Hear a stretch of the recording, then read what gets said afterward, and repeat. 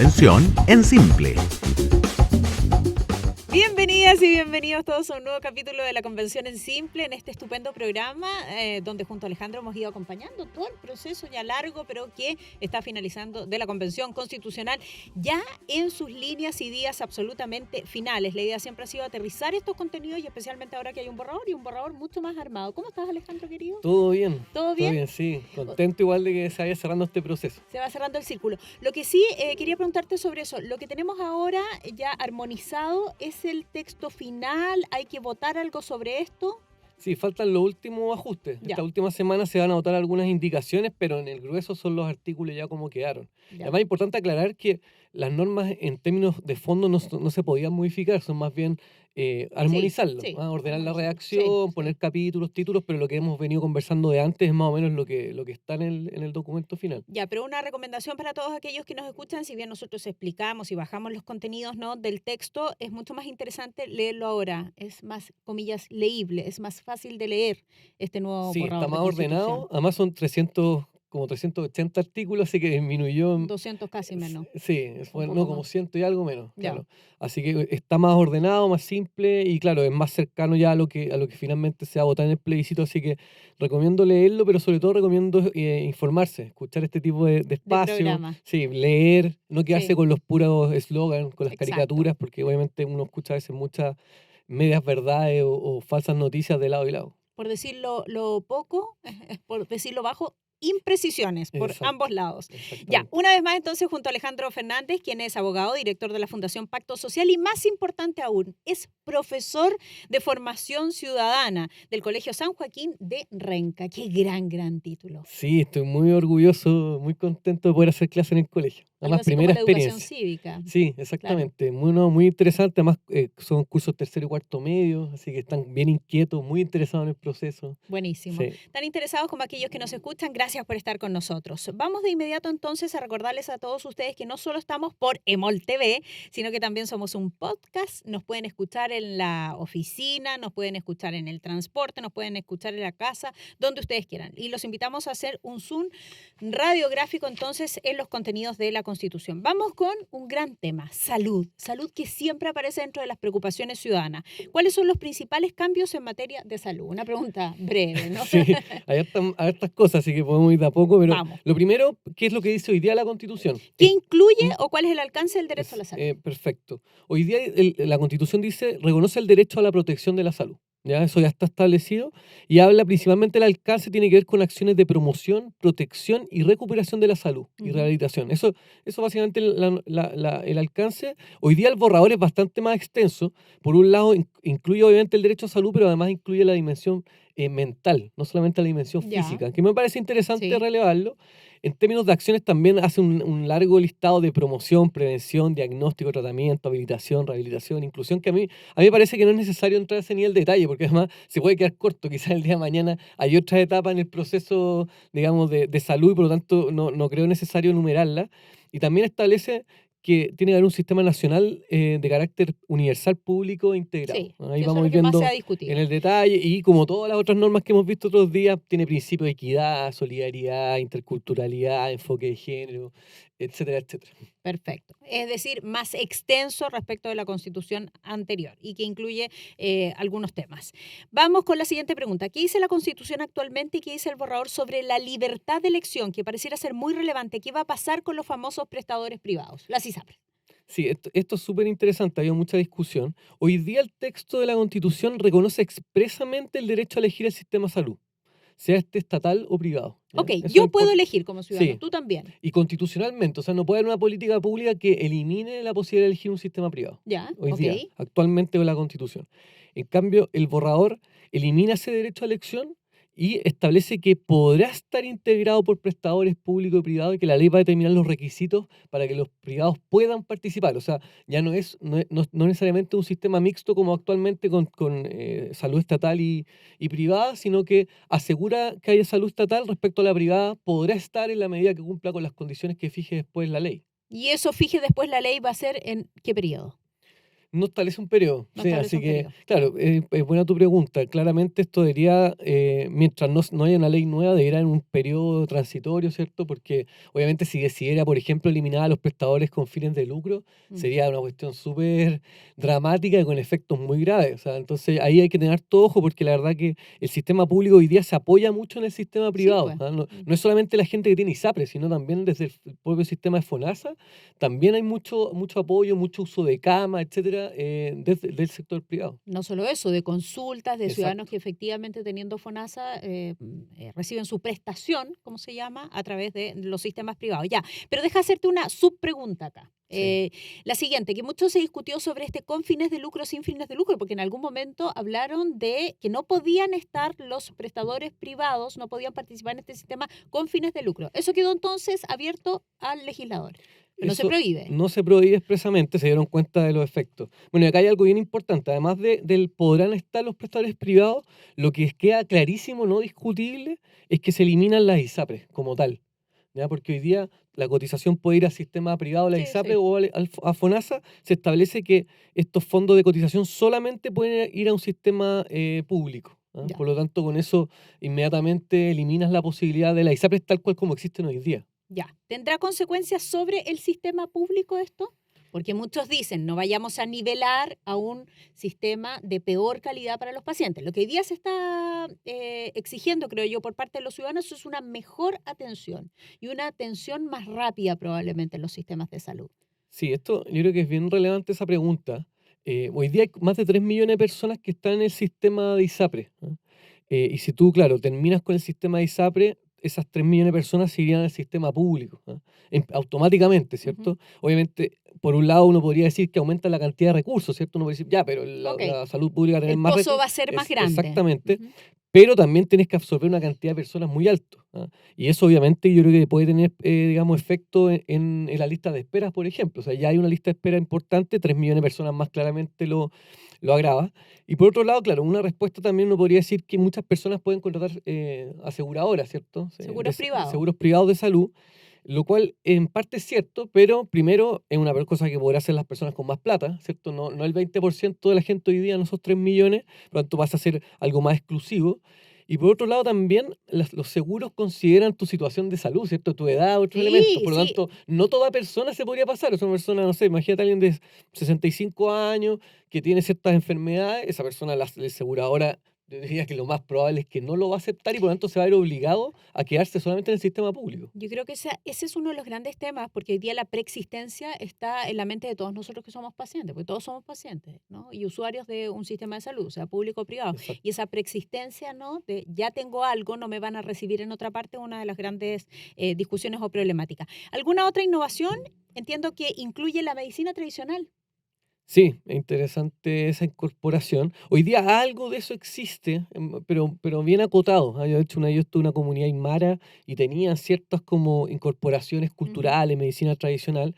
Acá establece de forma mucho más concreta el Sistema Nacional de Salud, reconoce, protege e integra estas prácticas de conocimiento.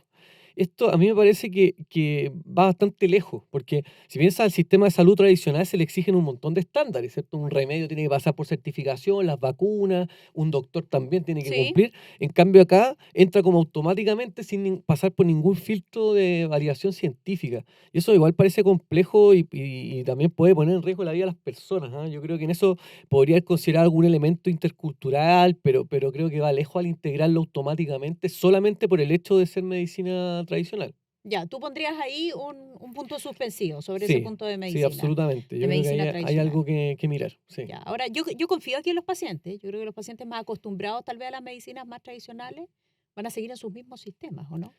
Sí, ahora, la gran mayoría de las personas van al sistema corriente de salud, ¿cierto? De hecho, una vez una antropóloga estaba haciendo un estudio en el sur y le preguntaba a unos indígenas por qué ocupaban sistemas de salud tradicional.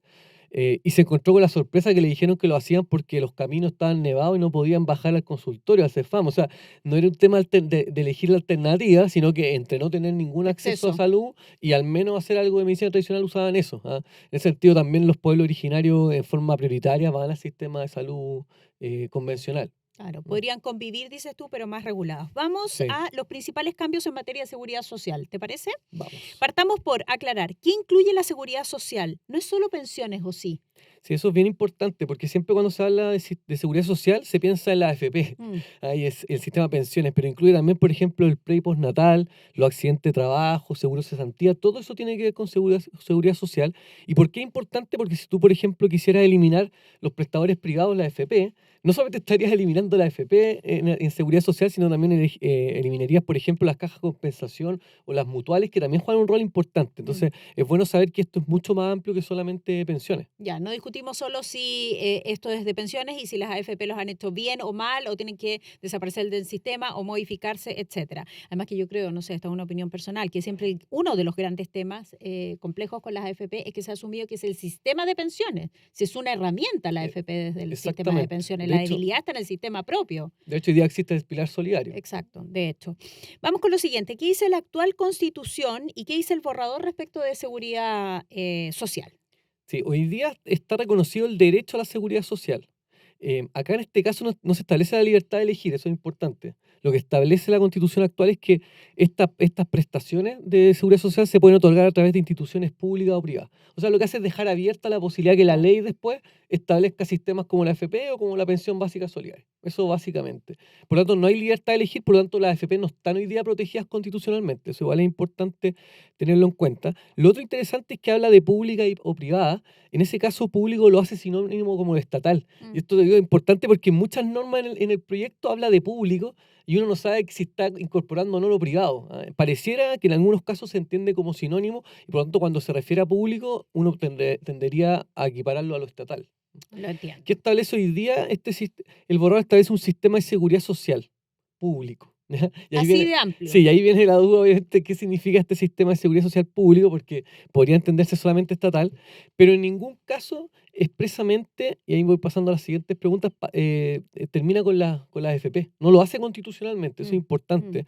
A diferencia del caso de la salud, acá deja bastante Es menos abierto, categórico. mucho menos categórico. O sea, claro, uno podría interpretar por distintas normas que en cierta forma los pretende excluir, porque también hay una norma en los principios constitucionales, al principio, que habla de que el Estado debe proveer los servicios para satisfacer los derechos, derechos sociales. Le da una obligación directa. Una cosa es que el Estado garantice derechos, ¿cierto? Y los financie, los fiscalice, por ejemplo, la educación particular subvencionada. Otra cosa es que el Estado tenga la obligación de proveerlos.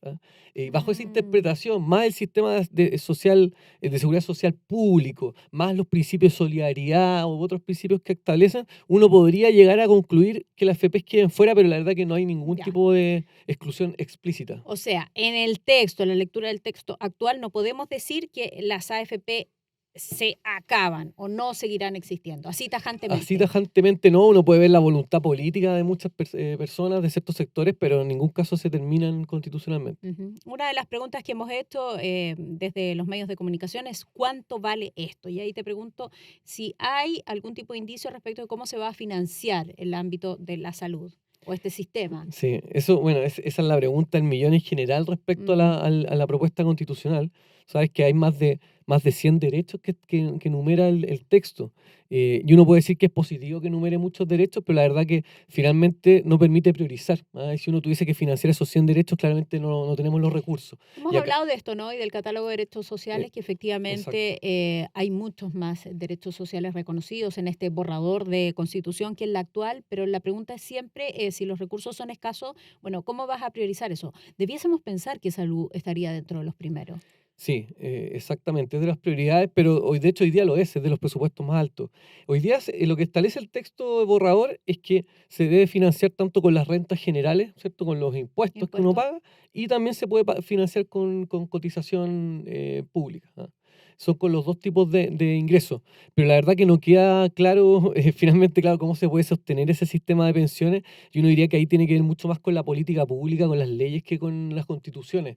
Uno puede poner en grande, ¿cierto?, el derecho a Mm. pensiones y vida digna, De hecho, etcétera. está en la constitución actual. Exactamente, y uno puede reforzarlo, pero finalmente tiene que ver con la edad de jubilación, con la Mm. continuidad, ¿cierto?, laboral y de cotizaciones, con el monto de la cotización, que son elementos que no son constitucionales. Y de hecho, yo diría que todas las políticas que se plantean de reparto, pensión solidaria o FP, caben en la constitución actual y en la Constitución Ese es un tema. eventualmente en el borrador nuevo. Sí, ese es un gran tema, porque además la experiencia de los años nos han demostrado que el legislador es el que no ha sido capaz de cambiar el sistema para dar una respuesta efectiva a los chilenos en el tema de pensiones. Exactamente, acá hay un problema y eso tiene que ver, y aquí remitimos a otros temas, con el sistema Sistema político. político. Porque finalmente tú tienes un gobierno, sea el gobierno Bachelet antes o el gobierno Piñera, que choca constantemente con el Congreso Mm, porque no tiene mayoría. Y ahí nos podemos pasar eternamente tomando exacto. palco, mirando cómo esta cuestión no se soluciona. Entonces, y ahí sí tiene que ver la Constitución. O Mm, sea, las pensiones se solucionan más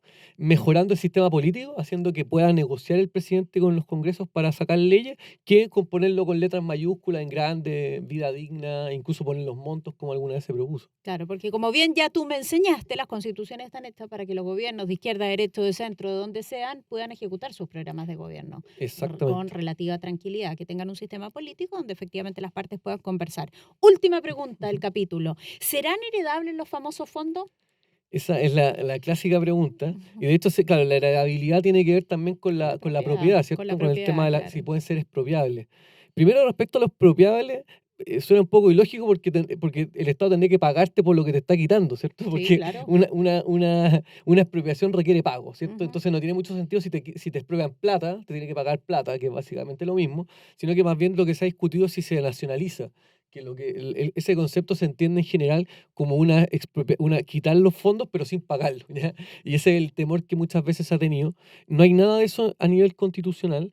eh, Tampoco se habla sobre si son heredables o no. Hubo propuestas de iniciativas populares que querían declarar expresamente que los fondos son de las personas, son privados y que son heredables. Pero también aquí nuevamente hay que ser claro, la constitución actual tampoco protege los fondos explícitamente ni la heredabilidad, que sean heredables, ¿ah? Sino Ya. que eso está establecido a nivel de ley. Obviamente tus fondos están protegidos por el derecho de propiedad. En ese texto y en el borrador y en el actual. ¿Ya? Eso es importante separarlo.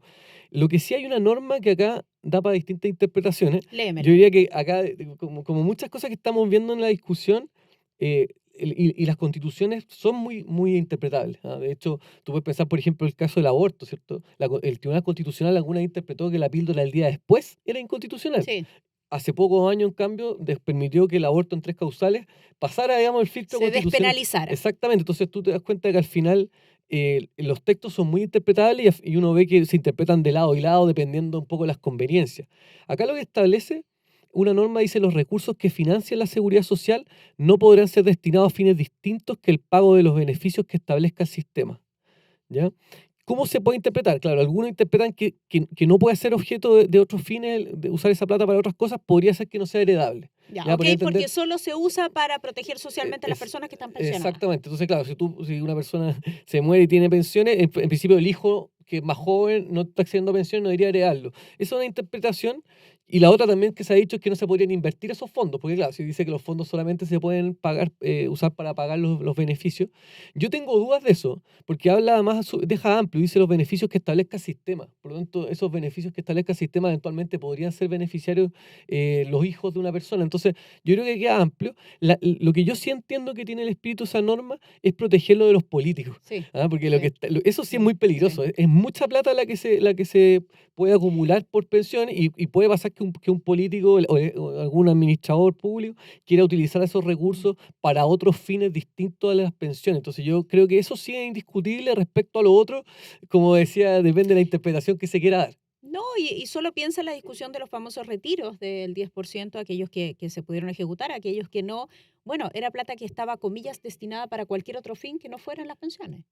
Bueno, exactamente. En libertad, digamos, en libertad de cada particular, pero cada uno lo utilizó para lo que quiso. E incluso la última propuesta presidencial se obligaba a las personas a, o sea, tenías que cumplir el requisito de que ibas a hacer algo con esos fondos que te determinaba el Estado, si es Sí. que querías hacer Ahora, algo. claro, ahí lo que pasó que fue bastante como tramposo que se reformó la propia Constitución por parte del Sí, Congreso para poder sí, permitir sí. este tipo de cambios, que no es claramente la forma que se debe hacer.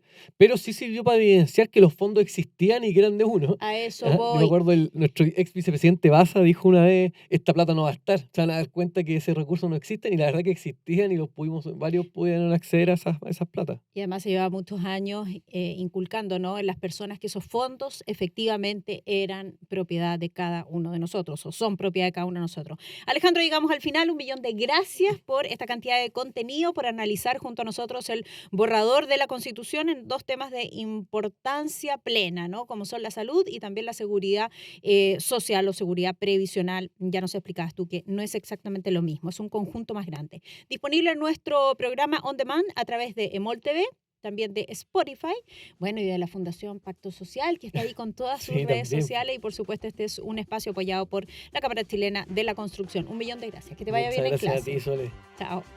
Chao. Convención en Simple.